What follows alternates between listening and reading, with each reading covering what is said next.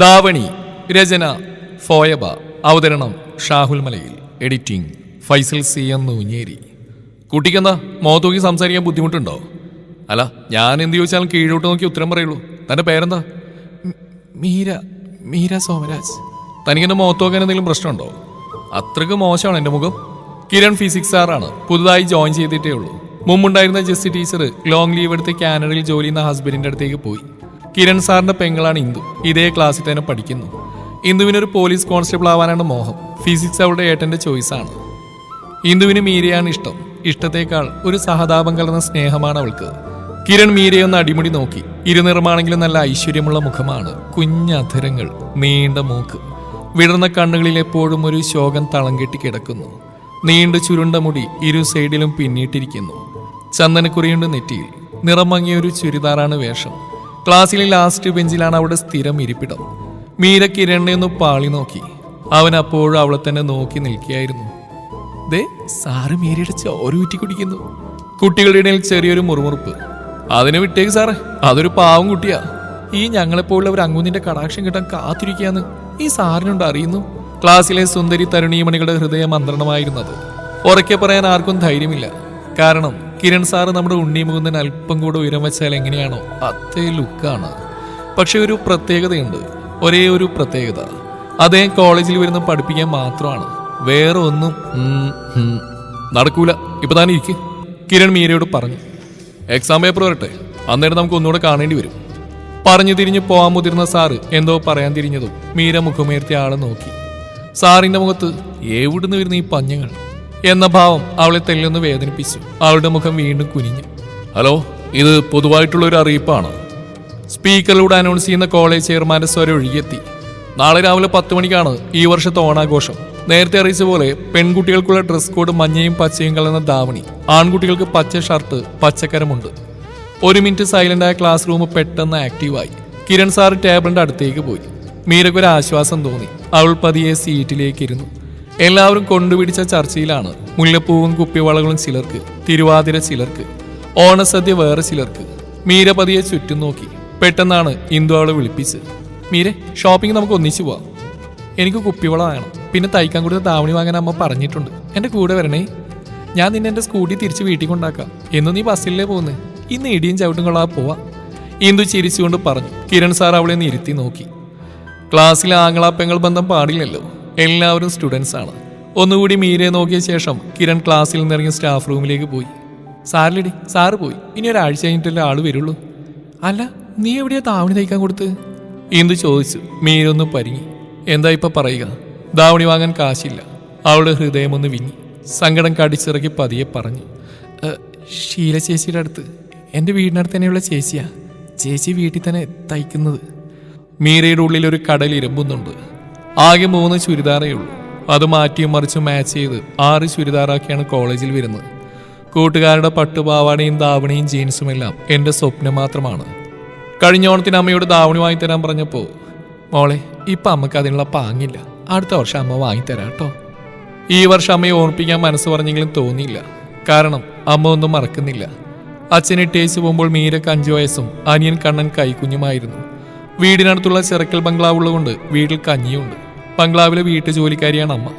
ഇടയ്ക്ക് മീരയും പോവും അമ്മയെ സഹായിക്കാൻ. ഹാജിയാരുടെ മൂത്ത മകൻ റഹ്മാനാണ് മീരയുടെ സ്പോൺസർ. അദ്ദേഹം ദുബായിക്കാരനാണ്. മീരയും കണ്ണനും പഠിക്കാൻ മിടുക്കരാണ്. പഠന ചെലവ് അമ്മയ്ക്ക് താങ്ങാൻ പറ്റില്ലെന്ന് അറിയാവുന്നതുകൊണ്ട് ഹാജിയാരി ചെയ്തൊരു പുണ്യമാണ് പഠന ചെലവ് മകനെ ഏൽപ്പിച്ചത്.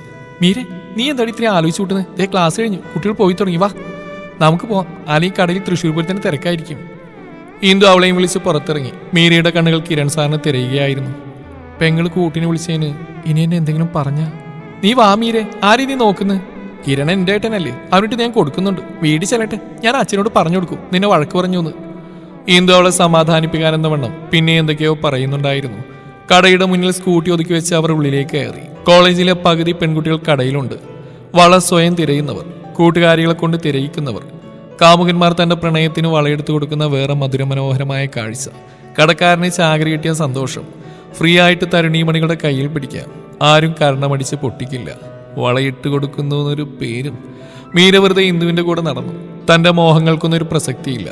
ഇവരെ പോലെ നല്ല ഡ്രസ്സ്, കമ്മലും മാലയൊന്നും എനിക്ക് പറഞ്ഞിട്ടില്ലല്ലോ എൻ്റെ കൃഷ്ണ. നീ വളയെടുക്കുന്നില്ലേടി? ഇന്ദു ചോദിച്ചു. ഇല്ലടി, എൻ്റെ അടുത്ത് പഴയതുണ്ട്, ഒരു സ്റ്റേക്കല്ലേ, അതൊക്കെ മതി. എന്നാ ഞാൻ വാങ്ങിത്തരാം. വേണ്ട, നിന്റെ ഏട്ടൻ. മീര പകുതിയിൽ നിർത്തി. എനിക്ക് ചെലവിനിരുന്നേ എൻ്റെ അച്ഛനാണ്, ഏട്ടനല്ല. ഹലോ, എന്താ? ഞാനിവിടെയുണ്ട്, വളക്കടയിൽ. ഇന്ദുവിന് ഫോൺ വന്ന് അവൾ അതിൽ സംസാരിക്കുകയായിരുന്നു. അരമണിക്കൂറൊന്നും പോരാ, ഞാൻ അവിടെ എത്തുമ്പോൾ എത്തി, അത്ര തന്നെ. മീര അവിടുന്ന് മാറി കടയൊക്കെ നോക്കി. അധികം വലുതല്ലെങ്കിലും നല്ല തിരക്കുള്ള കടയാണ്. പുതിയ അപ്ഡേറ്റഡ് സാധനങ്ങളുള്ളതാണ് തിരക്കിന് കാരണം. വെറുതെ എല്ലാം നോക്കി മീര ഒരു ചെയറിൽ വന്നിരുന്നു. മോളാണോ മീര?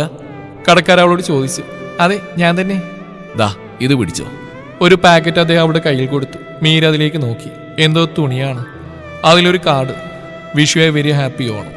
മീര ഇതിട്ട് നാളെ കോളേജിൽ വരണം. ജീവിതത്തിൽ നിന്നും സങ്കടങ്ങൾ മാത്രമല്ല, ആഘോഷങ്ങളുമുണ്ട്. നമുക്ക് നാളത്തെ സെലിബ്രേഷൻ കളറാക്കാടോ. ഞാൻ കാത്തിരിക്കും. അവൾ കവർ തുറന്ന് നോക്കി. ദാവണി പെട്ടെന്നത് അടച്ചു. എണീറ്റ് കടക്കാരൻ്റെ അടുത്തേക്ക് ഓടി. അങ്കിൾ, ഇതാരാ തന്ന്? കിതച്ചുകൊണ്ട് മീര ചോദിച്ചു. ഒരു പയ്യനാ മോളെ. ഇതിലെന്താന്ന് ചോദിച്ചോ പറഞ്ഞു തയ്ക്കാൻ കൊടുത്ത ദാവണിയാണെന്ന്. അങ്കിൾ ആളുടെ പേര് ചോദിച്ചോ? ഇല്ല മോളെ, നീ അറിയുന്ന ആരെങ്കിലും ആയിരിക്കും എന്നാ കരുതിയത്. മുഖം കണ്ടോ? മീര പിന്നെയും ചോദിച്ചു. ഇല്ല, ഹെൽമെറ്റ് വെച്ചിരുന്നു. എന്താ, എന്തെങ്കിലും പ്രശ്നമുണ്ടോ കുഞ്ഞേ? ഇല്ലെങ്കിൽ പ്രശ്നമൊന്നുമില്ല, തൈപ്പൂലി കൊടുക്കണമായിരുന്നു, അതാ ചോദിച്ച്. മീര ഒരുവിധം പറഞ്ഞൊപ്പിച്ചു. ഇന്ദു, ഞാൻ പോവാ, ഇനി നിന്നാ വൈകും. വിളിച്ചു പറഞ്ഞുകൊണ്ട് മീര പുറത്തേക്ക് നടന്നു. നിക്ക്, ഞാൻ കൊണ്ടാക്കാം. ഇന്ദു പുറകെ വന്നു. വേണ്ട, ദേ ബസ് വന്നിട്ടുണ്ട്, ഞാൻ അതിൽ പോയിക്കോളാം. ബസ്സിൽ ഇരുന്നിട്ട് അവൾക്ക് ഇരിപ്പുറച്ചില്ല. ആരായിരിക്കും അത്? വീട്ടിലെത്തിയ ഉടനെ അവൾ മുറിയിൽ കയറി കവർ തുറന്നു നോക്കി. തൻ്റെ അളവെടുത്ത് തയ്പ്പിച്ച പോലെ കൃത്യം പാകമാണ്. മോളെ, നീ വന്നോ? ആ, അമ്മ ഇന്ന് നേരത്തെ വന്നോ? ഓവ്, ബംഗ്ലാവിൽ ഇന്ന് ഫാത്തിമ ബീവിയുടെ പിറന്നാളായിരുന്നു. ഭയങ്കര ആഘോഷമായിരുന്നു. ഉച്ചക്ക് ഊണൊക്കെ ഹോട്ടലിൽ നിന്ന് വരുത്തി. നല്ല കുഴിമന്തി. ബീഫ് ഞാനുണ്ടാക്കിയാൽ മതി എന്ന് ബീവി പറഞ്ഞു. 2 കൂട്ടം പായസം ഉണ്ടായിരുന്നേ. മക്കൾക്കുള്ള ആഹാരം അവർ തന്നുവിട്ടിട്ടുണ്ട്. രാത്രി ഏതോ വലിയ സിനിമാ കോട്ടയിൽ പടം കാണാൻ പോകുന്നുണ്ട്. അപ്പം രാത്രി ആഹാരം പുറത്തുനിന്ന് കഴിച്ചോളാന്ന്. അതുകൊണ്ട് ഞാൻ നേരത്തെ ഇങ്ങ് പോകുന്നു. മോള് മേലഴുകി വാ, കണ്ണ് നീ വരാൻ കാത്തിരിക്കുകയായിരുന്നു. അമ്മ പായസം എടുത്ത് വെക്കാം. അമ്മേ, നല്ല അടപ്രഥമൻ. നമുക്ക് ഓണത്തിന് ഇങ്ങനെ ഒന്നും ഉണ്ടാക്കണം കേട്ടോ, കണ്ണം പറഞ്ഞു. നോക്കട്ടെ മോളെ, നിനക്ക് നാളെ കഴിഞ്ഞ് കോളേജ് അടക്കുമല്ലേ? നീ എൻ്റെ കൂടെ ബംഗ്ലാവിൽ വരണം. അമ്മയ്ക്ക് എന്തോ ഒറ്റയ്ക്ക് പറ്റുന്നില്ല. അടിവയറ്റിലൊരു വേദന അടക്ക്. അത് വന്നാൽ പിന്നെ തലയിട്ടുന്ന പോലെ തോന്നും. എവിടെയെങ്കിലൊക്കെ കിടന്നാൽ മതിയെന്ന് തോന്നും. കിടക്കാൻ പറ്റില്ലല്ലോ. അതുകൊണ്ട് നീ ഒന്ന് വന്നാൽ എനിക്കൊരു കൈസഹായാവും. ഓണം വിഭവങ്ങൾ നാളെ തൊട്ട് തുടങ്ങണമെന്ന് ബീവി പറഞ്ഞിട്ടുണ്ട്. വിദേശത്തുനിന്ന് മക്കളൊക്കെ വരൂത്രേ. ആജിയാരുടെ ഇളയ മകൻ 10 വർഷം കഴിഞ്ഞ് നാട്ടിൽ വന്നിട്ട് ഇപ്പോഴും എന്തൊക്കെയാ പഠിക്കുവാണ്. ഇക്കുറി അവനും വരുന്നുണ്ടെന്നാ പറഞ്ഞേ. അമ്മ പറഞ്ഞൊന്നും മീര കേട്ടില്ല. അവളുടെ ചിന്ത മുഴുവൻ ദാവണിയിലായിരുന്നു. എങ്ങനെ അമ്മയോട് പറയും? പെട്ടെന്ന് അമ്മയുടെ ഫോൺ റിങ് ചെയ്തു. ആന്റി, ഇത് ഞാനാണ് ഇന്ദു. മീരക്കൊന്ന് ഫോൺ കൊടുക്കുവോ? അതിനെന്താ മോളെ, ദേ അവളിവിടെ അടുത്തുണ്ട്. മോളെ, ഇന്ദു മോളാ, സംസാരിക്കേ. എടി മൂകാംബികേ, ശോകപുത്രി, നീ എന്താടി എന്നെ ഇട്ടിച്ച് ഓടിപ്പോയത്? നിന്നെ കൊണ്ടുപോകാൻ ആരടി വന്ന്? ഓട്ടം കണ്ടിട്ട് എന്തോ ഒളിച്ചു കളിയെ പോലെ ഉണ്ടായിരുന്നു. പറയടി. അല്ലേ വേണ്ട, ഞാൻ തന്നെ കണ്ടുപിടിച്ചോളാം. ഏതായാലും ഒരു കോൺസ്റ്റബിൾ ആവാനുള്ളതാ. അതിൻ്റെ കേസ് കളിക്കൽ നിന്നിൽ നിന്ന് തന്നെ ആരംഭിക്കാം. അതെ, നിന്റെ ബാഗിൽ ഞാനൊരു ബോംബ് വെച്ചിട്ടുണ്ട്. 10 രൂപയുടെ ഒരു ക്ലിനിക് പ്ലസ് ഷാമ്പു. അതിട്ട് കുളിച്ച് മുടി നിവർത്തിയിട്ട് വേണം നാളെ നീ കോളേജിൽ വരാൻ. വെള്ളത്തിൽ കുളിക്കണം കേട്ടോ. കാശിനെ കുളിച്ച് വരരുത് കേട്ടല്ലോ. നിനക്കുള്ള വളയ്ക്ക് ഞാൻ വാങ്ങി, പഴയതിടണ്ട. മുല്ലപ്പൂ റെഡിയാണ്. നിന്റെ യക്ഷിമുടിക്ക് ഇച്ചിരി കൂടുതൽ ചിലവുണ്ട്, എന്നാലും കുഴപ്പമില്ല. ഞാൻ ഏട്ടൻ്റെ പോക്കറ്റിൽ നിന്ന് അഡ്ജസ്റ്റ് ചെയ്തോളാം. ദാവണി തയ്പ്പിച്ച് വാങ്ങിയോ? ഉവ്, മീര പതിയെ പറഞ്ഞു. സ്വരം പതറാതിരിക്കാൻ അവൾ പാടുവിട്ടു. എന്നാൽ നാളെ കാണാം എൻ്റെ സുന്ദരി മൂകാംബിയെ. ബൈ. എന്താ മോളെ അവൾ വിളിച്ച്? അതമ്മേ, നാളെ ഉടുക്കാനുള്ള ദാവണി അവൾ എൻ്റെ ബാഗിൽ വെച്ചിട്ടുണ്ടെന്ന് പറയാൻ വിളിച്ചാ. ഞാൻ കാണാതെയാ അവൾ വെച്ചത്, അതുകൊണ്ട്. അമ്മയുടെ നിറഞ്ഞ കണ്ണുകൾ കണ്ട് മീര പറഞ്ഞു. ഞാൻ നോക്കട്ടെ കേട്ടോ. ചിരിച്ചുകൊണ്ട് അവൾ മുറിയിൽ കയറി ദാവണിയുമായി വന്നു. ദേ നോക്കമ്മേ, പച്ചക്കല്ല് വെച്ച മാല, കമ്മൽ, കൊലുസ് എല്ലാം ഉണ്ട്. നാളെ ഞാനിതിട്ടൊരു പോക്ക് പോകുന്നുണ്ട്. വഴിയിലെല്ലാവരും ചോദിക്കും, കാവിലെ ഭഗവതി എന്താ ഈ വഴിയിലെന്ന്. അത് കണ്ണൻ്റെ കൗണ്ടറായിരുന്നു. കണ്ണ് നിറച്ച അമ്മ ചിരിച്ചു. മീരയുടെ കവിള് വീർത്തു. പോടാ, എൻ്റെ മോള് സുന്ദരി തന്നെയാ. അത് ശരിയാ, എവിടേക്കോ ഒരു വാശപ്പശകുണ്ട്. അമ്മേ, മീര പിന്നെയും കെർവിച്ചു. ഇതൊക്കെ സ്വർണ്ണാണോ മോളെ? അല്ലമ്മേ, വരവാ. ഞാൻ വലുതായി ജോലിയായിട്ട് എൻ്റെ അമ്മയ്ക്ക് ഇങ്ങനത്തെ സ്വർണം വാങ്ങിക്കും, കണ്ണൻ പറഞ്ഞു. അപ്പം എനിക്കോ? മീര ചോദിച്ചു. ചേച്ചിയുടെ കെട്ടിയോ വാങ്ങും. ഇന്ന് വരവിൻ്റെ തന്ന പോലെ പിന്നെ സ്വർണം തരും. മീരയുടെ ഉള്ളിലൊരു ഇടിവെട്ടി. ഇവനെങ്ങനെ അറിഞ്ഞു എൻ്റെ കള്ളം? മതി, കെട്ടിയോനും കെട്ടിയോളും രണ്ടുപേരും പോയി വിളക്ക് വെച്ച് പ്രാർത്ഥിക്കുക. എല്ലാം ദൈവം നടത്തി തരും. നടത്തി തരണേ എൻ്റെ ഭഗവാനെ. ദേവയ്ക്ക് പാത്രങ്ങളെടുത്ത് അടുക്കളയിലേക്ക് പോയി. മീരയ്ക്ക് കിടന്നിട്ട് ഉറക്കം വന്നില്ല. ആരായിരിക്കും അത് ചെയ്ത്? തിരിഞ്ഞു മറിഞ്ഞു കിടന്ന് വെളുപ്പാങ്കാലത്താണ് ഉറങ്ങിയത്. എണീറ്റപ്പോൾ അമ്മ അരികിലില്ലായിരുന്നു. അവൾ പെട്ടെന്ന് എണീറ്റ് കുളിച്ചൊരുങ്ങി. മുഖത്തൽപ്പം പൗഡർ ഇട്ട് കണ്ണെഴുതി. നെറ്റിയിൽ ചന്ദനം തൊട്ടു. മുടിയിൽ ഒരു കുളിപ്പിന്നലിട്ടു. അമ്മേ, ഞാൻ പോവാ. മോളെ, കഴിച്ചിട്ട് പോവാം. പതിവ് പോലെ അമ്മ ചായ എടുത്ത് വെച്ച് അവളെ നോക്കി. അമ്മയുടെ പുഞ്ചിരി മതിയായിരുന്നു മീരയ്ക്ക് താൻ സുന്ദരിയായിട്ടുണ്ടെന്നറിയാൻ. കണ്ണും തിരുമ്പി വന്ന കണ്ണൻ അവളെ ഒന്ന് നോക്കി. പിന്നെ പറഞ്ഞു, അമ്മേ, ഞാൻ എപ്പോഴാ അമ്പലത്തിലെത്തിയത്? ഭഗവതി നേരിട്ട് മുന്നിൽ എഴുന്നള്ളിയിരിക്കുന്നു. അമ്മേ, മീര ചിണുങ്ങി. എന്റെ മോൾക്ക് കാറ്റിന്റെ നിറ. എല്ലാ നിറങ്ങളും നന്നായിട്ട് ചേരും. മോള് പോയി വാ. മീര കണ്ണനെ നോക്കിയൊന്ന് കൊഞ്ഞനും കുത്തി ബാഗ് എടുത്ത് ബസ് സ്റ്റാൻഡ് ലക്ഷ്യമാക്കി നടന്നു. മോളെ, മുടിയൊന്ന് സൂക്ഷിക്കണേ, അഴിഞ്ഞു കിടക്കുക. ശരിയമ്മേ. ഇന്ദുവിന് മീര എത്ര കണ്ടിട്ടും മതിയാവുന്നില്ല. ഇവൾക്ക് ഇത്രയൊക്കെ ഭംഗിയുണ്ടായിരുന്നോ എന്നും നിറമങ്ങിയതേയിട്ട് കണ്ടിട്ടുള്ളൂ. പാവം. മുല്ലപ്പൂ ചൂടിക്കുന്നിടയിൽ ഇന്ദു മനസ്സിലോർത്തു. അവളുടെ നീണ്ട ചുരുണ്ട മുടി ഏറെ ദൂരത്തു നിന്നെ കാണാം. ആഘോഷങ്ങളിൽ പങ്കെടുക്കുമ്പോഴും മീരയുടെ കണ്ണുകൾ ആരെയെ തിരഞ്ഞുകൊണ്ടിരുന്നു. ഇന്ന് കാണാമെന്നാണ് പറഞ്ഞ്. അതാരായിരിക്കും? എന്താടി നിന്റെ മുഖത്തൊരു ഒളിച്ചു കളി? നീ ആരെയും നോക്കുന്നത്? ഞാനോ? ആരെ നോക്കാൻ? നോക്കാനും കാണാനുള്ള ഭാഗ്യമൊന്നും എനിക്കില്ല. പെട്ടെന്നാണ് വലിയൊരു കാർഡ് ബോക്സ് പിടിച്ച് കിരൺ സാറ് സ്റ്റേജിലേക്ക് കയറിയത്. കൂടെ ഒരു അറിയിപ്പും. പ്രിയപ്പെട്ട വിദ്യാർത്ഥികളെ, നറുക്കെടുപ്പാണ് ഇപ്പോൾ നടക്കാൻ പോകുന്നത്. അതിനുമുമ്പ് ചെറിയൊരു അറിയിപ്പുണ്ട്. 10 സമ്മാനങ്ങളാണ് കൂപ്പൺ പ്രകാരമുള്ളത്. എന്നാൽ 11ാമത് സമ്മാനം കൂടിയുണ്ട്. അതൊരു ടെക്സ്റ്റൈൽ ഷോപ്പ് സ്പോൺസർ ചെയ്ത കസവ് സ്കേർട്ട് ബ്ലൗസ് ആണ്. ഏറ്റവും മോഡേൺ ആയിട്ടുള്ള ഒരു മോഡൽ ഡിസ്പ്ലേ ആണിത്. നീ അല്ലടി പറഞ്ഞ കിരൺ മാഷ് ഒരാഴ്ച ഇവിടെ ഉണ്ടാവില്ലെന്ന്? അതെടി, ഏട്ടൻ ദുബായിലുള്ള ഫ്രണ്ടിൻ്റെ അടുത്ത് പോകാനിരുന്നാണ്. പുള്ളിക്കാരൻ നാട്ടിൽ ഓണാഘോഷത്തിന് വരുന്നത് കേട്ട് ഏട്ടൻ വെക്കേഷൻ ക്യാൻസൽ ചെയ്തു. ഇനി എന്ത് പറയാനാ, വെക്കേഷൻ കഴിഞ്ഞ് കോളേജിലെത്തേണ്ട താമസം. പരീക്ഷ വരെ നമ്മൾ കാത്തിരിക്കും. എൻ്റെ ദേവി, ഏട്ടൻ്റെ കയ്യിൽ നിന്ന് എന്നെ കാക്കണേ. ഇന്ദു കൈകൾ കൂപ്പി മുകളിലേക്ക് നോക്കി. 1ാം സമ്മാനത്തിന് അർഹമായിരിക്കുന്ന നമ്പർ 675327. എടി മീരെ, എനിക്ക് വേണം ആ 3ാം സമ്മാനത്തിന്റെ ബുള്ളറ്റ്. നീ ഒന്ന് പ്രാർത്ഥിക്കടി. നിനക്കെന്താടി വേണ്ടത്? ഇന്ദു ചോദിച്ചു. എനിക്ക് ആ കസവ് ഡ്രസ് മതി. ഒരു ഓണക്കോടിയാവല്ലോ. 3ാം സമ്മാനം 357985. ഹറി. ഇന്ദു ചാടിയണിറ്റ് മീരെ കെട്ടിപ്പിടിച്ചു. എന്റെ നമ്പറായി ഡിസ്പ്ലേയിൽ എനിക്ക് ബുള്ളറ്റ്.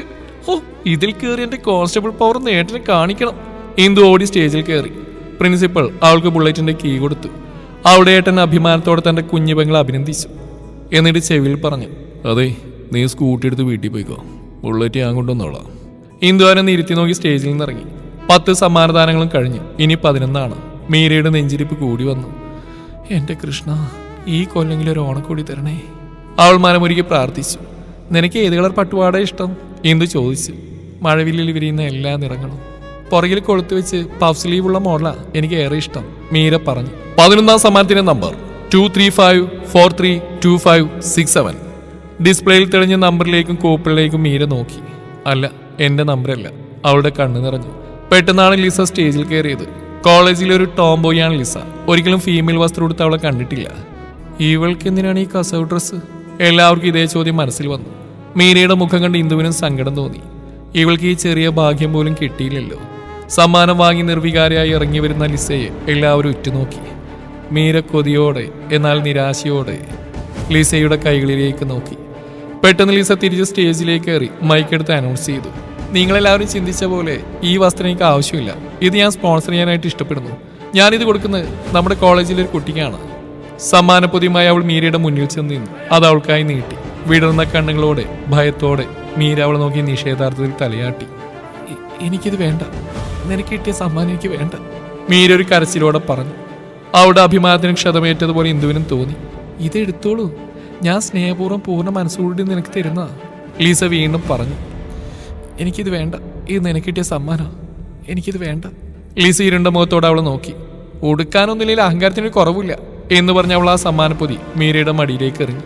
ഇത് കേട്ട് ഇന്ദു ചാടി എണീറ്റു. അവൾക്ക് ദേഷ്യം അടക്കാനായില്ല. നീ എന്താടി പറഞ്ഞേ? അവൾക്ക് ഉടുക്കാനും ഉണ്ണാനും കൊടുക്കാനേ അവൾക്ക് അവിടെ അമ്മയുണ്ട്. അവൾക്ക് ഉണ്ണാനും ഉടുക്കാനും കൊടുക്കാനേ നീ എന്താ അവിടെ അമ്മയായത്? അവൾക്ക് അമ്മ മാത്രമേ ഉള്ളൂ. അച്ഛനാർക്കാണ് ഉടുക്കാൻ കൊടുക്കുമെന്ന് അറിയില്ലല്ലോ. നിറഞ്ഞ കണ്ണുകളോടെ മീര ലിസയെ നോക്കി. മീരയുടെ കണ്ണുകളിലൂടെ രക്തമാണ് ഒഴുകുന്നതെന്ന് ഇന്ദുവിന് തോന്നി. അവൾ ലിസയുടെ മുഖമടച്ചൊന്ന് കൊടുത്തു. മേലിൽ നീ ഇത് ആവർത്തിക്കരുത്. പിന്നെ അവിടെ ഒന്നും തള്ളും ബഹളവുമായി. മീര ചെന്ന് ഇന്ദുവിനെ പിടിച്ചു മാറ്റി. ഇന്ദു വേണ്ട, നമുക്ക് പോകാം, അവള് വിട്ടേക്ക്. ബഹളം കേട്ട് ടീച്ചേഴ്സ് എല്ലാം ഓടിക്കൂടി. കൂട്ടത്തിൽ കിരൺ സാറും ഉണ്ടായിരുന്നു. കിരൺ സാർ ഇന്ദുവിനെ എടുത്തു വരുത്തി മാറ്റി നിർത്തി. ഏട്ടാ, അവള് പറഞ്ഞു കേട്ടില്ലേ, അവള് വിടരുത് ഏട്ടാ. ഏട്ടനും പെങ്ങളൊക്കെ അങ്ങ് വീട്ടില്. ഇത് കോളേജ് ക്യാമ്പസാ. ഇവിടെ ടീച്ചേഴ്സും സ്റ്റുഡന്റുമാ. നീ എന്നാടി ഇവിടെ രക്ഷകർത്താവായത്? നിന്നച്ഛൻ കോളേജ് ഇവിടുന്ന് പഠിക്കാനാ, അല്ലാതെ കണ്ണീ കണ്ടവരുമായി കൂട്ടുകൂടാനല്ല. നിന്റെ സ്കൂട്ടി എടുത്ത് വേഗം വീട്ടിലേക്ക് പോവാൻ നോക്ക്. കിരൺ വർദ്ധിച്ച ദേഷ്യത്തോടെ മീരയെ നോക്കി. അവൾ നിന്ന് കരയുകയാണ്. കിരൺ സാറിന്റെ നോട്ടം കണ്ടതും മീരയുടെ തല അവളറിയാതെ തന്നെ കുനിഞ്ഞുപോയി. ഇന്ദു അവളെയും വിളിച്ച് സ്കൂട്ടിൽ കയറി. അവൾക്ക് ദേഷ്യം അടക്കാനായില്ല. ഒന്ന് പതുക്കെ പോയി ഇന്ദു, നമുക്ക് വീടെത്തേണ്ടതാ, മീര പറഞ്ഞു. മീരയുടെ വീടിന് മുമ്പിൽ എത്തിയപ്പോഴാണ് ഇന്ദു തന്റെ വണ്ടിയുടെ സ്പീഡൊന്ന് കുറച്ചത്. വീടിന് മുമ്പിൽ സ്കൂട്ടി ഒതുക്കി വെച്ച് ഇന്ദു ഇറങ്ങി മീരയുടെ മുമ്പിൽ ചെന്ന് ഇന്ന് പറഞ്ഞു. അവൾ പറഞ്ഞൊന്നും നീ കാര്യമാക്കണ്ട. കോളേജിലാണെന്ന് അമ്മയോട് പറയരുത്. നിന്റെ സങ്കടങ്ങളെല്ലാം മാറിപ്പോകുന്ന ഒരു ദിവസം ഉണ്ടാകും. വിഷമങ്ങളെല്ലാം ഗേറ്റിന്റെ പുറത്ത് ഉപേക്ഷിച്ച് വീടിനുള്ളിലേക്ക് കയറണം. കാറ്റിന്റെ നിറ എനിക്ക്, മീര പറഞ്ഞു. ഏത് കളറും നന്നായിട്ട് ചേരും, ഏത് വസ്ത്രവും നന്നായിട്ട് ചേരും. നിറമങ്ങിയതും പഴകിയതും ലീസ എറിഞ്ഞു കളഞ്ഞ കസവ് ഡ്രസ്സ് എല്ലാം ചേരും. എൻ്റെ അമ്മയുടെ കണ്ണിൽ ഞാൻ സുന്ദരിയാ, അമ്പലത്തിലെ ഭഗവതിയെ പോലെ. നിറഞ്ഞ കണ്ണുകളോടെ ഇന്ദു അവളെ നോക്കി സ്കൂട്ടിലേക്ക് കയറി പറന്നുപോയി. എന്താ മോളെ, നീ ഇന്ദുവിനെ വീട്ടിലേക്ക് വിളിക്കാണ്ടിരുന്ന്? മുറ്റത്തിരുന്ന അമ്മ മീരയോട് ചോദിച്ചു. അമ്മേ, ആഘോഷം കുറെ നീണ്ടുപോയി, ഇപ്പൊ തന്നെ ഒത്തിരി വൈകി, അതുകൊണ്ട് അവൾ തിരിച്ചു പോയത്. നമുക്ക് അവൾ വേറെ ദിവസം അവിടെ വീട്ടിലേക്ക് പോവാം. ആ എങ്കിൽ നീ പോയി കുളിച്ച് ഫ്രഷായി വായോ, നമുക്ക് ചായ കുടിക്കാം, കണ്ണൻ കാത്തിരിക്കുന്നുണ്ട്. കുളിമുറിൽ കയറി മീര പൊട്ടി പൊട്ടി കരഞ്ഞു. ലീസയേക്കാൾ കൂടുതൽ അവൾ വേദനിപ്പിച്ച കിരൺ സാറിന്റെ നോട്ടമായിരുന്നു.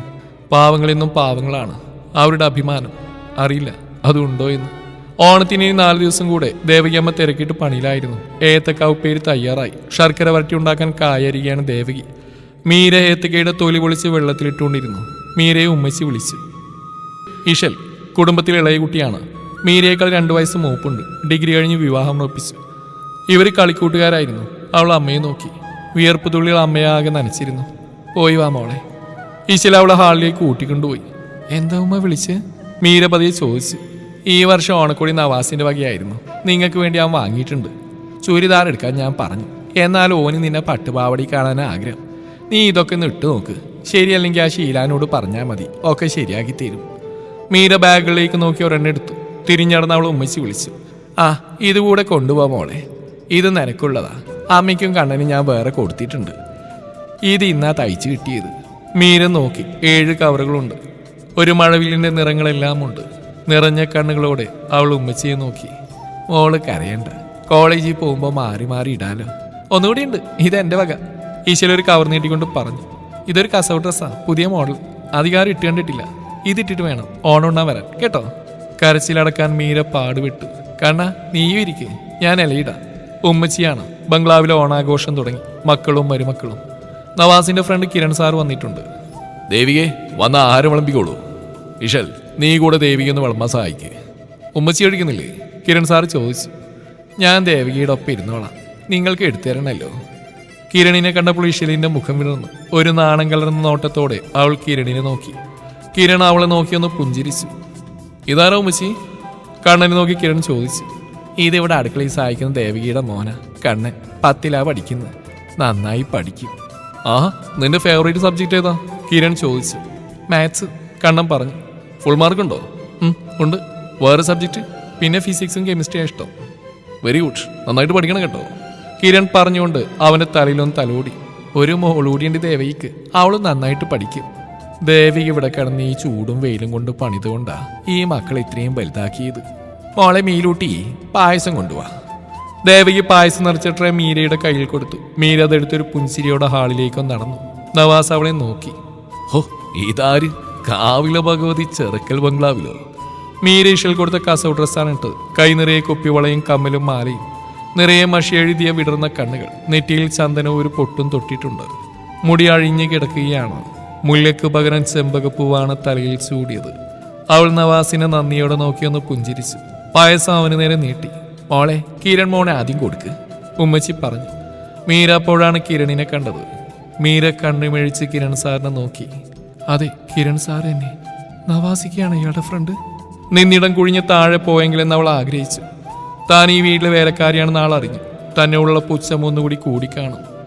എൻ്റെ കൃഷ്ണ, എല്ലാ സന്തോഷങ്ങളെയും കൈപ്പുലർത്താൻ എനിക്കൊരു പ്രത്യേക കഴിവുണ്ട്. ഈ കൂടിക്കാഴ്ച നിനക്ക് ഒഴിവാക്കി തരായിരുന്നു. ഞങ്ങൾക്കും പായസം വേണം. നവാസാണ്. അവിടെ തന്നെ നിന്നുപോയോ? മീര പെട്ടെന്ന് എല്ലാവർക്കും പായസം നിറച്ച ഗ്ലാസ് കൊടുത്ത് അടുക്കളയിലേക്ക് പോയി. അവളുടെ കണ്ണുകളിൽ നീർ തെളിഞ്ഞു. എന്താ മോളെ, നീ കരയാണോ? ഇല്ലമ്മേ, സന്തോഷം കൊണ്ടാ. ഇന്നൊരു നല്ല ദിവസമാണല്ലോ, അതുകൊണ്ട്. പായസം കൂടി ശീലയും മടക്കി കൈ കഴുകാനായി കിരൺ എണീറ്റു. അപ്പോഴാണ് ഉമ്മച്ചിയുടെ വിളി കേട്ടത്. ഓളെ മീലൂട്ടി, ആ തോർത്തെടുത്ത് കിരൺ മോന് കൊടുക്ക്, കൈ തുടച്ചോട്ടെ. തോർത്തുമായി വന്ന മീരക്ക് അവന്റെ മുഖത്ത് നോക്കാനായില്ല. മുഖം കുനിച്ചിരുന്ന മീരയോട് കിരൺ പറഞ്ഞു, ഇത് നന്നായി ചേരുന്നുണ്ട്. എന്താ എന്ന മട്ടിൽ അവളവനെ നോക്കി. ഈ വേലക്കാരി പദവിയാണോ ദൈവമേ? അതെ, ഈ ഡ്രസ്സ് നല്ല മാച്ചിങ്ങാ. അതെ, ഈ ഡ്രസ്സ് നല്ല മാച്ചിങ്ങാ. സുന്ദരിയായിട്ടുണ്ട്. പുഞ്ചിരിച്ചെന്ന് അവിടെ നുണക്കുഴിയിൽ അവൻ പതിയെ തൊട്ടു. എന്നിട്ട് പറഞ്ഞു, ഈ കുഴിയിലാ ഞാൻ വീണുപോയത്. തോർത്ത് തിരികെ അവിടെ കയ്യിൽ കൊടുത്ത് കിരൺ പോയി. മീര അതേപടി അവിടെ നിന്നു. സാറെന്താ ഇപ്പൊ പറഞ്ഞ്? ഞാനിപ്പോ എവിടെയാ? ഒന്നങ്ങോട്ട് മനസ്സിലാവുന്നില്ല. പാമോളെ, നമുക്ക് കഴിക്കാം, ഉമ്മച്ചി പറഞ്ഞു. അവളൊരു യന്ത്രം കണക്കി ആഹാരം കഴിക്കാൻ വന്നിരുന്നു. ഒന്നും ഇറങ്ങുന്നില്ല. അമ്മയെ വീട്ടിൽ പോവാം, വേഗം കഴിക്ക്. അവൾ തിടുക്കം കൂട്ടി. രാത്രി മീര അമ്മയുടെ വിളി കേട്ടാണ് ഉണർന്ന്. മോളെ, എനിക്ക് ഇച്ചിരി വെള്ളം വേണം. ജഗിൽ വെള്ളം പകർന്ന് അമ്മയെ കുടിപ്പിച്ചു. കുടിച്ചത് അങ്ങനെ തന്നെ അമ്മ ഛർദ്ദിച്ചു. പിന്നെയും പിന്നെയും ഛർദ്ദിച്ചു. അമ്മേ, എന്താ ഇത്? അറിയില്ല മോളെ, വയറ്റിൽ ഭയങ്കര വേദന. ദേവകി വയറമർത്തി പിടിച്ച് കരഞ്ഞു. നമുക്ക് ഹോസ്പിറ്റലിൽ പോവാം അമ്മേ. ഈ പാതിരാത്രി നമ്മൾ എങ്ങനെ പോകും മോളെ? സതീഷേട്ടൻ്റെ ഓട്ടോ വിളിക്കാം. നേരം വെളുക്കട്ടെ മോളെ, എന്നിട്ട് പോവാം. നീ ആ വേദനയുടെ മരുന്നൊന്നും എടുത്തുക. അത് കഴിഞ്ഞു, പാരസിറ്റാമോളേ ഉള്ളൂ. എങ്കിലും അത് താ, ഈ വേദന എന്നെ കൊണ്ടേ പോവുള്ളൂ. അമ്മേ, ഇങ്ങനെയൊന്നും പറയില്ലേ അമ്മേ? അവൾ അമ്മയെ കെട്ടിപ്പിടിച്ച് കരഞ്ഞു. എടി മൂകാംബിക, നീ എന്താ കോളേജിനകത്ത്? ഇന്ദുവാണ്. ഇവിടെ എക്സാം പേപ്പർ കിട്ടിയട്ടോ. നിന്റെ മാർക്ക് കേട്ടാരെയും കാണിച്ചില്ല. നീ എവിടെയാ? 3 ദിവസമായല്ലോ. അമ്മ ഹോസ്പിറ്റലിൽ അഡ്മിറ്റാടി. അമ്മയുടെ യൂട്രസ് റിമൂവ് ചെയ്തു. എൻ്റെ ദൈവമേ, എന്നിട്ട് നീ എന്താണ് എന്നോട് പറയാതിരുന്നേ? ഏത് ഹോസ്പിറ്റലാ? മെഡിസിറ്റിയിലാണ്. 2 ദിവസം കഴിഞ്ഞ് ഡിസ്ചാർജ് ആവും. ഞാൻ വരണോടി സഹായത്തിന്? ഏയ് വേണ്ട, ഉമ്മച്ചി വന്നിരുന്നു. എന്നാൽ ശരി, എന്തെങ്കിലും സഹായം വേണമെങ്കിൽ എന്നെ വിളിക്കണം, ഞാൻ വരാം. ശരി, ഞാൻ വെക്കുക. നാളെ ദേവിക്ക് ഡിസ്ചാർജ് ചെയ്യും. കുട്ടി പോയി ഈ ബില്ലടക്കണം. ബില്ല് കണ്ട അവിടെ ഉള്ളിലൂടെ ഒരു കൊള്ളിയാൻ മിന്നി. 1.5 ലക്ഷം രൂപ. എൻ്റെ ദൈവമേ, എവിടുന്ന്? അവൾ പെട്ടെന്ന് ബാഗ് എടുത്ത് അമ്മയോട് പറഞ്ഞ് പുറത്തിറങ്ങി. നീ ഇപ്പം എവിടെ പോവാ? ഇന്ത്യൻ്റെ ഒരു ബുക്ക് എൻ്റെ ബാഗിലാണ്. ഒരാഴ്ചയിൽ അവൾക്കത് കൊടുക്കാൻ. അവൾ ബസ് സ്റ്റോപ്പിൽ വരുന്നു എന്ന് പറഞ്ഞു. മീര നേരെ പോയത് ജുവലറിയിലേക്കാണ്. അമ്മയെ തിയേറ്ററിൽ കയറ്റിയപ്പോൾ നേഴ്സ് പൊതിഞ്ഞെന്ന ആഭരണം അവൾ ബാഗിൽ വെച്ചിരുന്നു. അതിൽ നിന്ന് അമ്മയുടെ 2 വള അവൾ എടുത്തു. കാതിൽ കിടന്ന കമ്മലൂരി. കൗണ്ടറിൽ കൊടുത്ത് കാശ് വാങ്ങി ഒരു ഓട്ടോ പിടിച്ച് തിരിച്ച് ഹോസ്പിറ്റലിൽ വന്നു. അമ്മയുടെ അടുത്ത് വെച്ചിരുന്ന ബില്ലെടുത്ത് കാശടക്കാനായി പോയി. വരിയിൽ നിന്നിരുന്ന അവിടെ പുറകിൽ നിന്ന് ആരോ വിളിക്കുന്ന കേട്ട് മീര തിരിഞ്ഞു നോക്കി. കിരൺ സാറ് തൊട്ടടുത്ത പുരുഷന്മാരുടെ വരിൽ നിൽക്കുന്നു. താനെന്താടോ ഇവിടെ? മീരയ്ക്ക് ശരീരത്തിലൂടെ ഒരു വിറയൽ കടന്നുപോയി. പേടികൊണ്ടല്ല, ഒരു സുഖമുള്ള വിറയൽ. വിഷമങ്ങൾക്കിടയിലും കാണാൻ കൊതിച്ച മുഖം. അയ്യേ, എനിക്കെന്താ പറ്റിയത്? എന്താണോ ഇങ്ങനെ മേടിച്ചു നോക്കുന്നത്? ഞാൻ ചോദിച്ചിട്ടില്ലേ? അമ്മയ്ക്ക് മെഡിസിൻ വാങ്ങാൻ വന്നാ? ആണോ? കാശ് വല്ലതും വേണോ? നോക്കട്ടെ ബില്ല്. വേണ്ട സാർ, എൻ്റെ അടുത്തുണ്ട്. എത്രയുണ്ട്? ആരാ തന്ന്? നവാസിക്ക് തന്നു. സാറെന്താ ഇവിടെ? അമ്മയ്ക്കൊരു പനി. അഡ്മിറ്റാണോ? അല്ല. എന്നാ താൻ ചെല്ല്. മീര, ഒരു കാര്യം ചോദിക്കട്ടെ? എന്താ സാർ? മീരക്ക് നവാസിന് ഇഷ്ടമാണോ? ഐ മീൻ, എന്താ സാർ അങ്ങനെ ചോദിച്ചേ? ഏയ് ഒന്നുമില്ല, വെറുതെ. മീരൊന്നും പറഞ്ഞില്ല. അവൾ തലവനിച്ച് നിന്നു. പറ്റില്ലെങ്കിൽ പറയണ്ട. എന്നാ മീര ചെല്ല്, വന്ന കാര്യം നടക്കട്ടെ. അവൾ കൗണ്ടറിൽ ബില്ല് കൊടുത്തു. ഹോ, എന്തൊരു മനുഷ്യനാണ്! അമ്മ ഏത് വാർഡിലാണെന്ന് പോലും ചോദിച്ചില്ല. ഒന്ന് കണ്ടിട്ട് പോയിക്കൂടെ? ഞങ്ങൾക്ക് ആരും ഇല്ലാന്നറിയാലോ. എന്നിട്ട് നവാസിനെ സ്നേഹിക്കാൻ പറഞ്ഞ് വിട്ടിരിക്കുന്നു.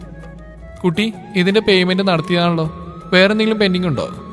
ആ ഒരു ബില്ല് തിരികെ മീര കൊടുത്തു. അവളെ തിരിച്ചു മറിച്ച് നോക്കി. ഇതെപ്പോ? അവൾക്കൊന്നും മനസ്സിലായില്ല. അവൾ പിന്നെയും എന്തോ ചോദിക്കാൻ കൗണ്ടറിലേക്ക് തിരിഞ്ഞു. മെഡിസിൻ കിട്ടിയോ? കിരണാണ്. ഇല്ല. കിട്ടി സാർ. എത്രയായി? അത് സാർ, മീരയുടെ കമ്മലെവിടെയാ? ഒരു ഫംഗ്ഷൻ ഉണ്ടായിരുന്നു, ആ പൂരി വെച്ച് വേറെ ഇട്ടതാ. ആ വെള്ളക്കല്ല് വെച്ച് ചെമിക്ക് നിന്നെ ഈ നുണക്കുഴി കവിലിനെ നന്നായിട്ട് ചേരും. എന്നാ പോട്ടെ, കാണണം. ക്രിസ്മസും വിഷുവും കഴിഞ്ഞു. മീരയുടെ 2nd ഇയർ കഴിഞ്ഞ് കോളേജ് അവധിയാണ്. അമ്മയോടൊപ്പം ബംഗ്ലാവിലാണ്. മീര വാഷ് ബേസിൽ കിടന്ന പാത്രം കഴുകുന്നു. ദേവകി ബിരിയാണി ഉണ്ടാക്കാനുള്ള ഒരുക്കത്തിലാണ്. ഹാജിയാർ അങ്ങോട്ട് വന്നു. ദേവകി, ആള് വിളിച്ചു. എന്തോ? ചായ എന്തെങ്കിലും വേണയിക്ക? വേണ്ട, എനിക്ക് എന്നോടൊരു കാര്യം പറയാണ്ട്. കേൾക്കുമ്പോൾ എനിക്ക് പ്രയാസമൊന്നും തോന്നരുത്. മീരക്കുള്ളിൽ ഭയം തോന്നി. ഇനി എന്താണോ വരാൻ പോകുന്നത്? ഇക്ക പറ, എന്തായാലും സാരമില്ല. ദേവകി അറിഞ്ഞാണല്ലോ റഹ്മാന്റെ കുഞ്ഞിന്റെ കാര്യം. ഹൃദയം മാറ്റിവെക്കാൻ ഡോക്ടർ പറഞ്ഞു. 3 കോടിയാണ് അതിന്റെ ചെലവ്. ഞങ്ങളെല്ലാവരും കൂടെ തീരുമാനിച്ചിട്ട് ആ സൂപ്പർ മാർക്കറ്റ് വിറ്റു. ബാക്കിയെങ്കിൽ ഇനിയും പൈസ വേണം. കിഴക്കേ മൂലയിലെ നിലം വിൽക്കാനാണ്. ഇന്നലെ കച്ചവടം ഉറപ്പിച്ചു. അതുകൊണ്ട് റഹ്മാൻ ഇച്ചിരി ടൈറ്റാ. മോളുടെ പഠന ചെലവ് ചിലപ്പോൾ ഇക്കൊല്ലം കൂട്ടിയാൽ കൂടൂല. ദേവിക്ക് മനസ്സിലാവുന്ന കരുതുന്നു. ഉവിക്ക, എനിക്ക് മനസ്സിലാവും. കുഞ്ഞിൻ്റെ ജീവൻ എൻ്റെ മോളുടെ പഠിത്തത്തേക്കാൾ വലുത്. ഇത്രയും തന്ന് സഹായിച്ചില്ല, അത് മതി എനിക്ക്. ഞാൻ എങ്ങനെയെങ്കിലും കാശുണ്ടാക്കി പഠിപ്പിച്ചോളായിക്ക. മോൾക്ക് വിഷമാവൂല്ലേ? എന്റെ നിവൃത്തിയുടെ കൊണ്ടാണേ. അയാൾ മീരയുടെ തലയിലും തലോടിക്കൊണ്ട് തിരിഞ്ഞടന്നു. അവധിക്കാലം മുഴുവൻ മീര കുട്ടികൾക്ക് ട്യൂഷൻ എടുത്തു. പിന്നെ ഇടവകപ്പള്ളിയിലെ ഫാദർ കുട്ടികൾക്ക് സ്പോക്കൺ ഇംഗ്ലീഷിന്റെ ക്ലാസ് കൊടുക്കാൻ മീരയെ വിളിച്ചു. ഒരാഴ്ചയായി കോളേജ് തുറന്നിട്ട് മീരയ്ക്ക് പോകാൻ കഴിഞ്ഞില്ല. അടക്കാനുള്ള ഫീസ് ഇപ്പോഴും തികഞ്ഞിട്ടില്ല. അവൾക്ക് സങ്കടം വന്നു. അച്ഛനുണ്ടായിരുന്നെങ്കിൽ. മോളെ, 2 ദിവസം കഴിഞ്ഞാൽ ശമ്പളം കിട്ടും. അപ്പം അമ്മ കാശ് തരാം കേട്ടോ. ഇന്ന് ജോലി കൂടുതൽ കാണും. ഞാൻ പോവാം മോളെ, ദേവകി പറഞ്ഞു. പെട്ടെന്നാണ് ദേവകിയുടെ ഫോൺ റിങ് ചെയ്ത്. ഹലോ. ദേവകി ഫോൺ അറ്റൻഡ് ചെയ്ത് മുറ്റത്തേക്ക് ഇറങ്ങി.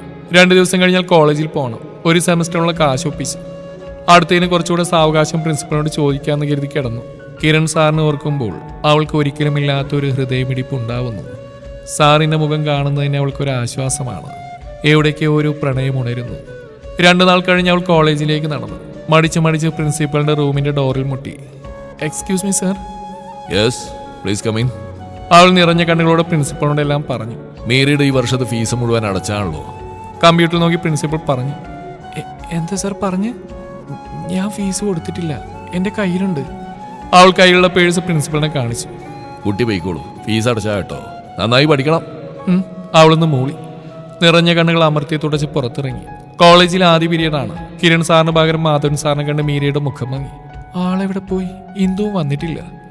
ചിലപ്പോൾ വെക്കേഷന് വിദേശ ടൂർ പോയി കാണും, എത്തിക്കാണില്ല. മീര സമാധാനിച്ചു.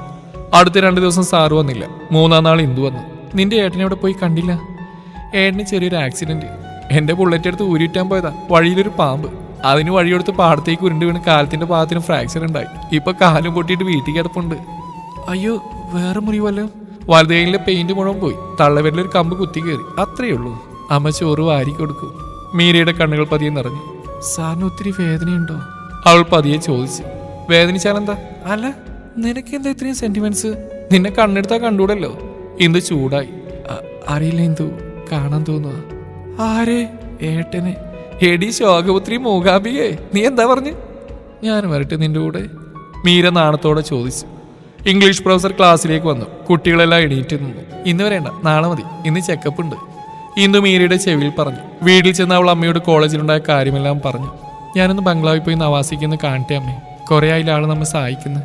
ഒരു നന്ദി വാക്കെങ്കിലും പറഞ്ഞില്ലെങ്കിൽ എനിക്ക് എന്ത് വിചാരിക്കും? നവാസ് മോനെ എന്ത് വിചാരിക്കാനാ മോളെ? അവൻ നമ്മെ എപ്പോഴാ സഹായിച്ച്? ദേവകി അവളോട് ചോദിച്ചു. ഓണക്കോടി, അമ്മയുടെ ഹോസ്പിറ്റലിൽ ചെലവ്, തേപ്പൻ്റെ 1 വർഷത്തെ ഫീസ്. നിന്നോട് ആരാ പറഞ്ഞ മോളെ നവാസാണ് ഇതൊക്കെ ചെയ്തെന്ന്? ഇതിൻ്റെ ഒക്കെ പുറകിൽ കിരൺ മോനാ. ദേവകി ചിരിച്ചുകൊണ്ട് പറഞ്ഞു. നിന്റെ ഫിസിക്സിന്റെ സാറ്. സാറോ? അമ്മയ്ക്ക് എങ്ങനെ അറിയാം? ഞാൻ ഹോസ്പിറ്റലിൽ കിടന്നപ്പോൾ കിരൺ എന്നെ കാണാൻ വന്നു. അവൻ ആ ബില്ലടച്ച്. ഓണക്കോടി നിനക്ക് തരുന്നതിന് മുന്നേ ഫാത്തിമ ബീവി എന്നോട് പറഞ്ഞു കിരണാണ് നിനക്ക് വേണ്ടി അതെല്ലാം വാങ്ങിയെന്ന്. ഒരാഴ്ച നിന്നെ കോളേജിൽ കാണാതായപ്പോഴാ ഫീസ് അടച്ചില്ലെന്ന് ആൾ അറിഞ്ഞ്. ഒന്നും നിന്നോടിപ്പോൾ പറയേണ്ടെന്ന് കിരൺ തന്നെയാ എന്നെ നിർബന്ധിച്ച്. ഇനി മോളെല്ലാം അറിയണം, അതാ അമ്മ ഇപ്പൊ പറഞ്ഞു. ഇന്ദു മോൾക്ക് ഇതിൽ വലിയ പങ്കുണ്ട് കേട്ടോ. നിന്റെ എല്ലാ കാര്യങ്ങളും ഇന്ദു അവനെ അറിയിച്ച്. അമ്മ പിന്നെ എന്തൊക്കെയോ പറയുന്നുണ്ടായിരുന്നു. മീര അതൊന്നും കേട്ടില്ല. പിറ്റേന്ന് അവൾ കോളേജിലേക്ക് ഓടുകയായിരുന്നു. ആദ്യ പീരീഡ് കഴിഞ്ഞതും ഇന്നും മാധവൻ സാറാണ് വന്ന്. ഇന്ദു വന്നിട്ടില്ലായിരുന്നു. മീര ബാഗ് എടുത്ത് പുറത്തിറങ്ങി ഒരു ഓട്ടോ പിടിച്ച് കിരണിന്റെ വീട്ടിലേക്കുള്ള വഴി പറഞ്ഞു കൊടുത്തു. വീടിന്റെ മുമ്പിൽ വേറൊന്ന് 2 കാറുകളും പരിചയമില്ലാത്ത ആളുകളെയും കണ്ട് മീരയൊന്ന് പകച്ചു. എന്റെ ഭഗവാനെ! അവൾ നെഞ്ചിൽ കൈവച്ചു. ഇന്ദു അവളെ കണ്ട് ഓടി വന്ന് കെട്ടിപ്പിടിച്ചു. നീ വന്നല്ലോ, ഇനി ഇവിടെ ഒരു കല്യാണ നിശ്ചയിച്ചാണെങ്കിൽ നടക്കുക. ഏട്ടൻ മുറി തന്നെയാ. അവൾ മീരയെ വിരുന്നുകാർക്ക് പരിചയപ്പെടുത്തി. ഏട്ടന്റെ സ്റ്റുഡന്റാ, ആക്സിഡന്റ് പറ്റിയെന്ന് പറഞ്ഞിട്ട് കാണാൻ വന്നാ. നീ അങ്ങോട്ട് പോയിക്കോ മോളെ. നീ ഈ കാണുന്ന 2ാമത്തെ മുറിയാവൻ്റേത്. ഇന്ദുവിന്റെ അമ്മയാണ്. മീരയുടെ ഹൃദയം വല്ലാതെ മിടിക്കാൻ തുടങ്ങി. ഇപ്പോൾ മരിച്ചു പോകുമെന്ന് അവൾക്ക് തോന്നി. മരിക്കുന്നതിനെയാണ് നല്ലത്. സാറിന്റെ വിവാഹം. അവൾക്ക് വേദന തോന്നി. തന്നോട് തന്നെ ഒരു പുച്ഛവും. വിധിച്ചതേ നടക്കുകയുള്ളൂ. തന്റെ ഹൃദയം ഇറുക്കി പിടിച്ച് അവൾ വാതിലിൽ മുട്ടി. ആരാത്? ഇങ്ങോട്ട് കയറിക്കോളൂ. അവൾ പതിയെ വാതിൽ തുറന്ന് അകത്തോട്ട് നോക്കി. കട്ടിലിൽ ചാരിയിരിക്കുകയാണ്. കാലിൽ പ്ലാസ്റ്റർ ഉണ്ട്. കൈമുട്ടിന് കീഴേന്ന് കൈപ്പത്തി വരെയും ബാൻഡേജ് ചുറ്റിയിട്ടുണ്ട്. ഇടത്തെ നെറ്റിയിൽ ഒരു ചെറിയ മുറിവുണ്ട്. അത് കരിഞ്ഞു തുടങ്ങി. എന്താണോ ഇങ്ങനെ നോക്കുന്നത്? ഇപ്പൊ കുഴപ്പമൊന്നുമില്ല. അവളൊന്നും മിണ്ടിയില്ല. വെറുതെ കണ്ണു നിറഞ്ഞു. താങ്ക്സ് സർ, മീര പറഞ്ഞു. എന്തിനാ? കോളേജിൽ നിന്ന് ലീവ് എടുത്തീനാണോ? അല്ല. പിന്നെ? എന്നെ എൻ്റെ കുടുംബത്തെയും. മീര പാതി നിർത്തി. അയ്യോ, താങ്ക്സ് പറഞ്ഞെന്നെ ചെറുതാക്കലേ മോളെ. അമ്മ വേറൊന്നും പറഞ്ഞില്ലേ? എന്താ വേറെ? എൻ്റെ പെണ്ണുകാണൽ ചടങ്ങ്. ഉവ് അമ്മയല്ല ഇന്ദുവാ പറഞ്ഞ്. അതിന് ഇന്ദു ഇവിടെ ഉണ്ടായിരുന്നില്ലല്ലോ. എവിടെ? മീരയ്ക്ക് സംശയം. ബംഗ്ലാവിൽ ഓണത്തിൻ്റെ അന്നേ. സർ എന്തൊക്കെയാ പറയുന്നത്? ദൈവമേ, ആക്സിഡന്റിൽ തലക്ക് എന്തെങ്കിലും പറ്റിയോ? അവൾ ഓർത്തു. എനിക്ക് മധുരം തന്ന് നമ്മുടെ ജീവിതം മധുരമാക്കാനുള്ള അനുവാദം ചോദിക്കാനാ ഞാൻ ചെറുക്കൽ ബംഗ്ലാവിൽ വന്നത്. തൻ്റെ അമ്മ സമ്മതം തന്നു. അവൾക്ക് തന്റെ കാതുകളെ വിശ്വസിക്കാനായില്ല. സർ, അപ്പോ ഇവിടുത്തെ നിശ്ചയം? അത് ഇന്ദുവിൻ്റെയാണ്. 1 വർഷം കഴിഞ്ഞ് വിവാഹം. എട്ടി തുഷ്ടേ, എന്നോടൊന്നും പറഞ്ഞില്ല. എന്നെ പിന്നെ കണ്ടോളാം. അവൾ മനസ്സിലോർത്തു. നമ്മളെ നിശ്ചയം കഴിഞ്ഞ് പറഞ്ഞാൽ മതിയെന്ന് അവളോട് ഞാൻ പറഞ്ഞു. അതാ കിരൺ പറഞ്ഞു. നീ ഒന്ന് ഇങ്ങോട്ട് വന്നേടി, ഞാൻ നിന്നെ ഒന്ന് കാണട്ടെ. അവൾ പതിയെ കട്ടിലിരുന്നു. അവൻ ഇടത് കൈ കൊണ്ട് അവിടെ മുഖത്ത് തലോടി നെറുകയിൽ ചുംബിച്ചു. എനിക്ക് നിന്നെ എന്ത് ഇഷ്ടമാണെന്നറിയോ? ഞാൻ നിന്നെ കൈവിട്ട് കളയെന്ന് കരുതിയോടെ നീ. അങ്ങനെ കൈവിട്ട് കളയാൻ പറ്റൂടി. നിന്നെ ഞാൻ തന്നെ സ്വന്തമാക്കിയിരിക്കും. ആ നുണക്കുഴി കവിളിൽ കടിച്ചുകൊണ്ട് അവൻ അവളുടെ കാതിൽ പറഞ്ഞു. മീരക്ക് അടിമുടി പൂത്തുലഞ്ഞ പോലെ തോന്നി. അവളെ നെഞ്ചോടടക്കി പിടിച്ച് അവളുടെ കഴുത്തിലേക്ക് മുഖമമർത്തി. ഇപ്പോഴും അന്ന് ചൂടിയ ചെമ്പകത്തിന്റെ മണമുണ്ട് നിനക്ക്. അതെ, നിശ്ചയം കഴിഞ്ഞൊരു പെങ്ങളുണ്ട്, അത് മറക്കണ്ട. വാറിയെ തള്ളി തുറന്ന് ഇന്ദു അകത്തോട്ട് വന്നു. ഇങ്ങനെ പോയാൽ ഇവിടെ എന്നേക്കാൾ മുന്നേ പ്രസവിക്കും. എൻ്റെ ഏട്ടാ, ഇത്രയും ആക്രാന്തം പാടില്ല കേട്ടോ. അമ്മ എന്നെ ഇങ്ങോട്ട് പറഞ്ഞു വിട്ട്. രണ്ടുപേരും എല്ലാവർക്കും നോക്കാൻ പറ്റുന്ന അവസ്ഥയാണോന്നറിയാൻ. ഞാൻ പോയി അവരെ ഇങ്ങോട്ട് വിടാം. രണ്ടുപേരും ഡീസൻ്റ് ആയിക്കോ വേഗം. ബാക്കിയൊക്കെ കല്യാണം കഴിഞ്ഞിട്ട്. ഇന്ദു വാതിൽ തുറന്നു. അച്ഛൻ, അമ്മ, അമ്മായി, ചെറിയച്ഛൻ, മീരയുടെ അമ്മ, ദേവകി, കണ്ണൻ, നവാസിക എല്ലാവരും ഉന്തിത്തള്ളി മുറിയിൽ കയറി. ദേവകിയെ കണ്ട് മീര അത്ഭുതപ്പെട്ടു. അമ്മ എങ്ങനെ ഇവിടെ? മോളെ, കിരണിന്റെ അമ്മ അവളെ വിളിച്ചു. ഇവനെല്ലാം ഞങ്ങളോട് പറഞ്ഞിട്ടുണ്ട്. മോള് വിഷമിക്കണ്ട, ഇവിടെ നിനക്കൊരു കുറവും ഉണ്ടാവില്ല. ദേ, ഈ ഇന്ദു മോൾ പോലെ തന്നെ നിന്നെ ഞങ്ങൾ നോക്കും. പ്രഭേ, നീ ആ വളയൂരിട്ട് മോളുടെ കയ്യിലേക്കിട്. കിരണിന്റെ അച്ഛൻ കരുണൻ പറഞ്ഞു. മീര അമ്മയുടെ മുഖത്തോട്ട് നോക്കി. ദേവകി സമ്മതം എന്ന മട്ടിൽ തലയാട്ടി. വിവാഹവരുടെ പഠിത്തം കഴിഞ്ഞിട്ട് മതി അല്ലേ ദേവകി? മതി കർണേട്ടാ, നിങ്ങൾ പറയുന്ന പോലെ. എന്നാ ശരി, ഇനി ഇവർക്ക് എന്തെങ്കിലും പറയാൻ ബാക്കിയുണ്ടെങ്കിൽ അവർ പറയട്ടെ, നമുക്ക് പുറത്തു പോവാം. ഇന്ദു, നിന്നോടുകൂടെ പറഞ്ഞ് പുറത്തു പോവാൻ. ഇപ്പം ഞാൻ പോവാ. ഞാൻ പുറത്തിറങ്ങി ഇവിടെ നടന്നൊക്കെ എന്നോട് നാളെ പറയണം. എനിക്കൊരു കെട്ടി റെഡി ആയിട്ടുണ്ട്, അവിടെ പരീക്ഷിക്കാനാണ്. പറയണേ കേട്ടോടി നാത്തുവിനെ. മീര കവിളിൽ പിടിച്ചു വലിച്ചുകൊണ്ട് അവൾ പറഞ്ഞു. ഇന്ദു ദാ വരണോ. അവൾ ഓടി പുറത്തിടന്ന് വാതിലടച്ചു. കിരൺ ഒരു പൊതിയെടുത്ത് അവൾക്ക് നേരെ നീട്ടി. ഇതെന്താ സാർ? തുറന്നു നോക്ക്, കിരൺ പറഞ്ഞു. പൊതി തുറന്ന് അവളുടെ കണ്ണുകളിൽ വെള്ളം നിറഞ്ഞു. തൻ്റെ വെള്ളക്കല്ല് വെച്ച ജിമിക്കി കമ്പൽ. മീലൂട്ടി. അവൾ കിരണിൻ്റെ മുമ്പിൽ തലകുനിച്ച് നിന്നു. കുട്ടിക്കെന്താ മുഖത്തൊക്കെ എന്തെങ്കിലും പ്രശ്നമുണ്ടോ? അല്ല, എന്ത് ചോദിച്ചാലും കീഴോട്ട് നോക്കി നിൽക്കും. പെട്ടെന്ന് മീര മുഖമുയർത്തി ചുണ്ടു കൂർപ്പിച്ച് അവനെ നോക്കി. അവൻ ആ ചുണ്ടുകൾ കടിച്ചെടുത്തു. മീരയുടെ കണ്ണുകൾ പാതി അടഞ്ഞു. തൻ്റെ പാതിയുടെ ആദ്യ ചുംബനം. അവൾ അവനെ ഇറുകെ പുണർന്നു. അവൻ്റെ ഹൃദയം അവളിൽ മിടിക്കുന്ന പോൽ കിരണിന് തോന്നി. ഈ മഞ്ഞതാവണിയും എൻ്റെ സെലക്ഷനാണ് കേട്ടോ.